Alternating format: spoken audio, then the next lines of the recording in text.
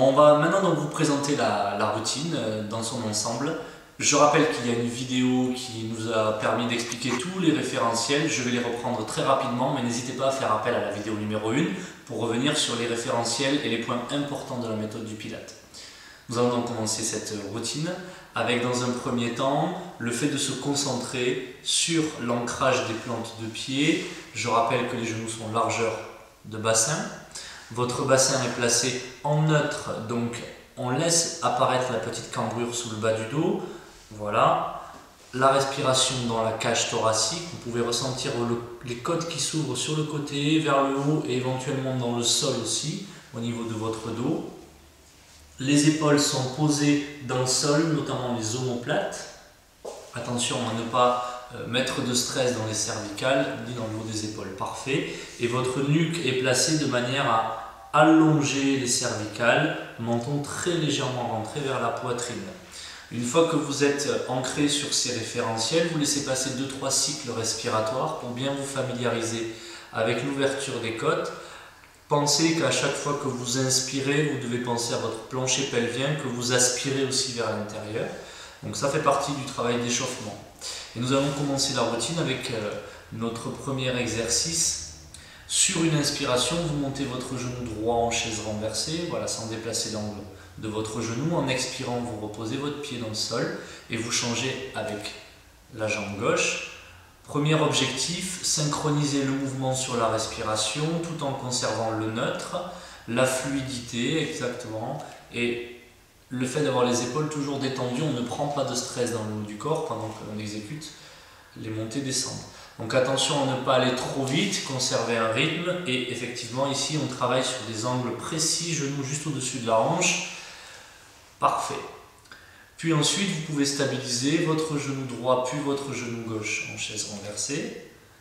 Prenez le temps de laisser passer quelques cycles respiratoires pour bien ressentir l'action du centre, le bas-ventre et le plancher pelvien. Puis en inspirant, vous montez vos deux bras vers le plafond.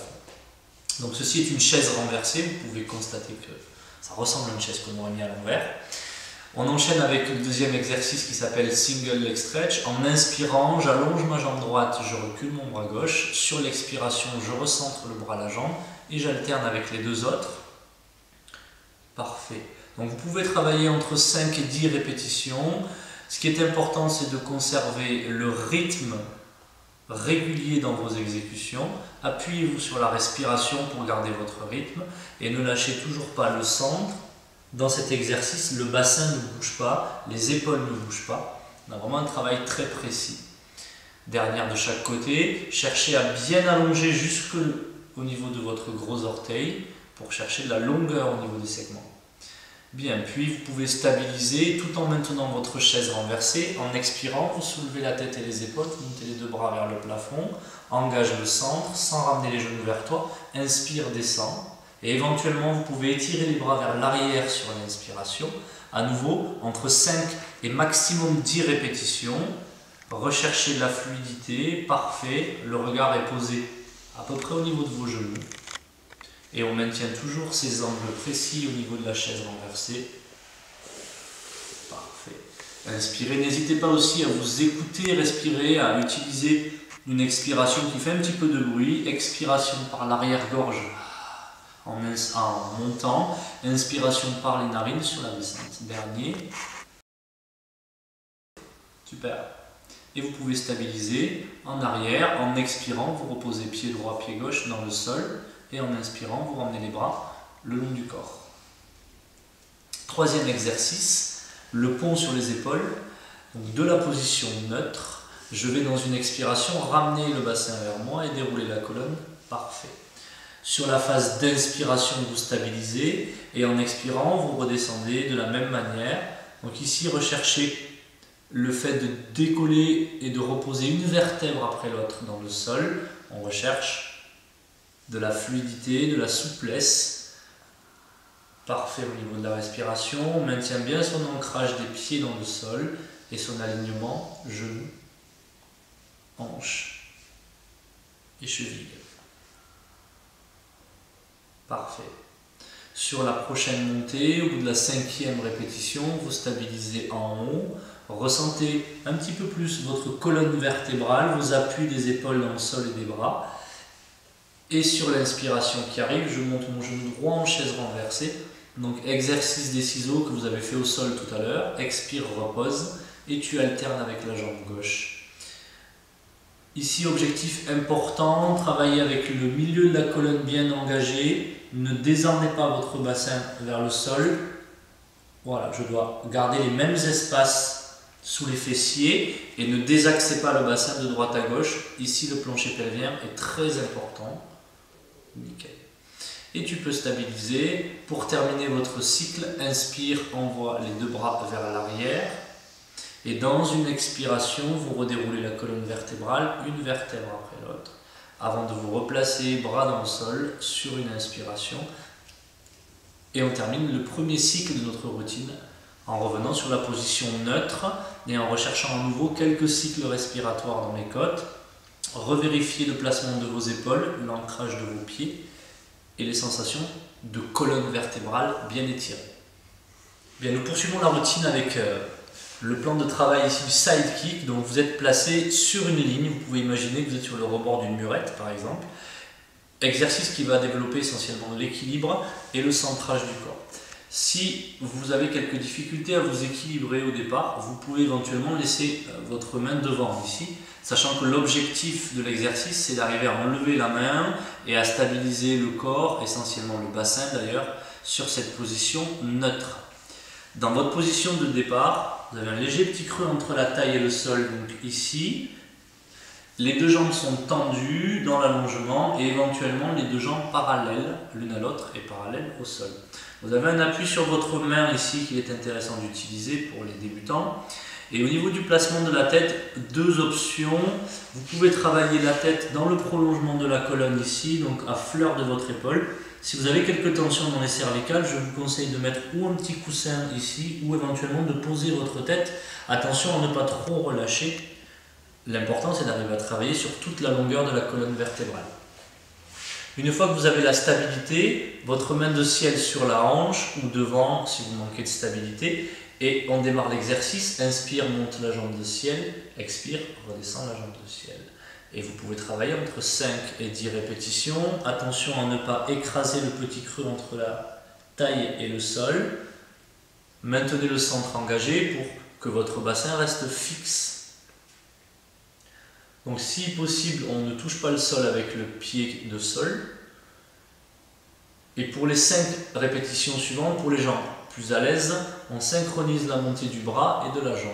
Parfait, toujours en s'appuyant sur l'inspiration pour monter, sur l'expiration pour descendre.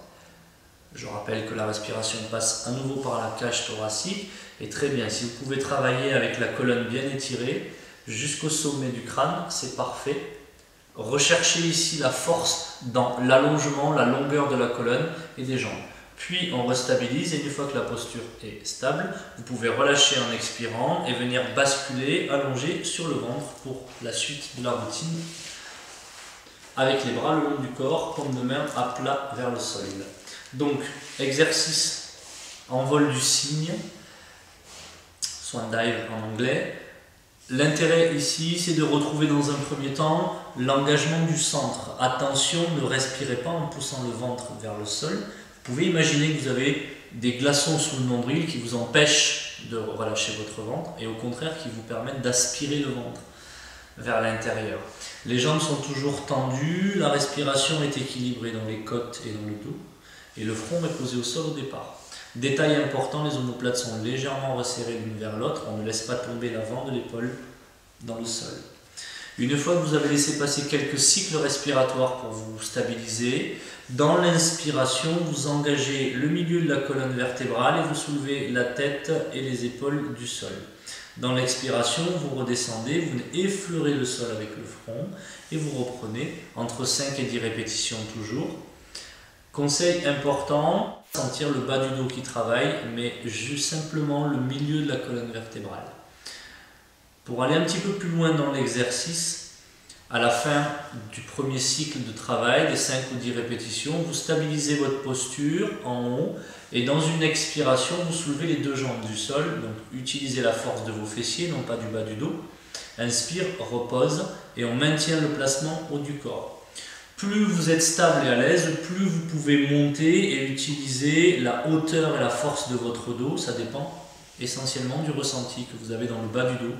Je rappelle que vous ne devez pas ressentir de barre dans le bas du dos parce que votre centre est engagé et protège vos longueurs.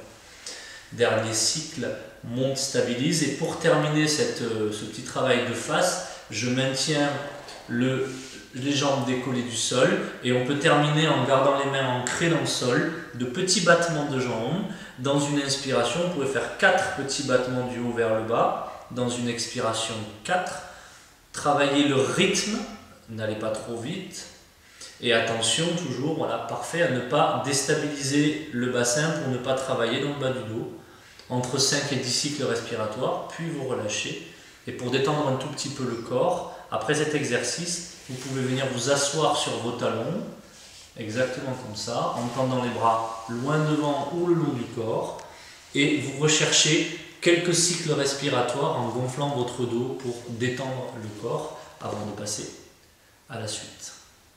Donc, nous nous retrouvons sur l'autre côté pour faire l'exercice du sidekick que vous avez vu précédemment. Donc, je rappelle très rapidement l'équilibre sur la ligne, la stabilité au niveau du bassin grâce à votre centre, la tête étant placée sur l'épaule ou à fleur de l'épaule, ce qui est la meilleure option de travail.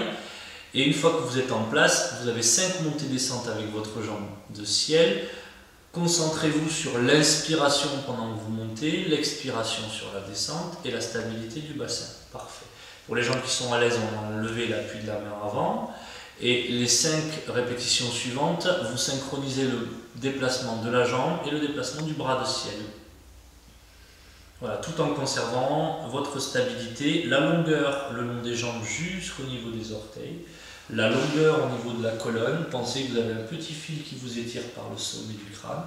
Et je rappelle que l'on n'écrase pas la taille dans le sol, je maintiens une légère sensation de creux entre la taille et le sol. Puis une fois que vous avez terminé votre enchaînement, vous pouvez relâcher et vous pivoterez sur le côté, ici pour venir vous asseoir en bout de tapis. Parfait. Position neutre en position assise, on retrouve exactement les référentiels du début de cours. Petite cambrure sous le bas du dos, la colonne allongée, le petit fil par le sommet du crâne. Parfait. Et la respiration dans la cage thoracique en maintenant le centre légèrement engagé. Sur une inspiration, vous pouvez placer les mains donc croisées avec le menton posé juste entre vos deux doigts. Et après avoir expiré, stabilisé l'ensemble, vous démarrez un petit twist de la colonne vers la droite et en expirant, vous recentrez. Cet exercice s'appelle le spine twist, donc c'est des twists grâce aux muscles spinaux de la colonne vertébrale. Vous alternez en fixant bien une ligne d'horizon devant vous et en maintenant cette volonté d'allongement au niveau de la colonne vertébrale. Pour les gens qui sont un petit peu plus à l'aise, pour les 5 répétitions suivantes, vous pouvez défaire votre placement de bras et travailler avec un port de bras qui peut ressembler à un port de bras classique. Et même travail ici, le pivot c'est parfait, la tête est bien synchronisée avec la colonne vertébrale. Je ne désaxe pas les jambes, on peut travailler pied flex ou pied pointe pour le placement des jambes. Et si vous manquez un tout petit peu de souplesse, je vous conseille de fléchir les genoux, parfait, pour pouvoir placer votre bassin correctement en neutre. Puis vous stabilisez et vous pourrez replacer vos 2 bras vers l'avant avec les jambes tendues pour enchaîner avec l'exercice du roll-up. Donc dans une inspiration, je place les bras parallèles au sol. Puis dans l'expiration, en engageant le centre, je vais rouler sur mon bassin tout doucement, chercher à déposer une vertèbre après l'autre dans le sol. Puis inspirer, me grandir sans relâcher le centre. Je rappelle que la respiration se passe dans les côtes. Et expire, chemin inverse, je remonte. Super. Et à nouveau, j'inspire pour me stabiliser avant de redescendre en expirant. Donc attention à ne pas trop écraser le menton à la poitrine.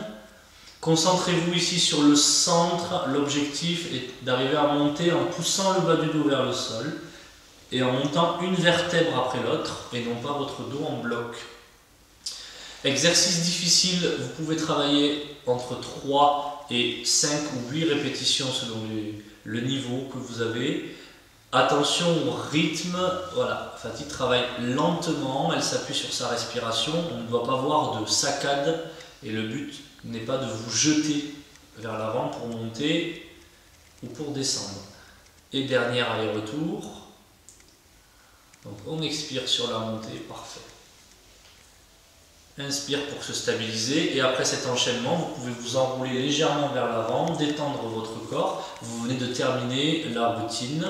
Donc laissez passer quelques cycles respiratoires en respirant par le dos et dans les expirations, relâchez en maintenant votre centre engagé pour chercher l'étirement sur toute la colonne vertébrale. Vous avez donc la possibilité de travailler entre 2 et 3 fois la routine que vous venez de voir, avec une petite pause entre chaque routine, et terminer toujours par ces positions de détente, relâchement musculaire, sur 30 secondes, 1 minute, avant de vous redresser et de retrouver le placement neutre de la colonne vertébrale. Bon travail, bonne chance, et on vous retrouve très rapidement pour une nouvelle vidéo niveau supérieur. Merci à tous.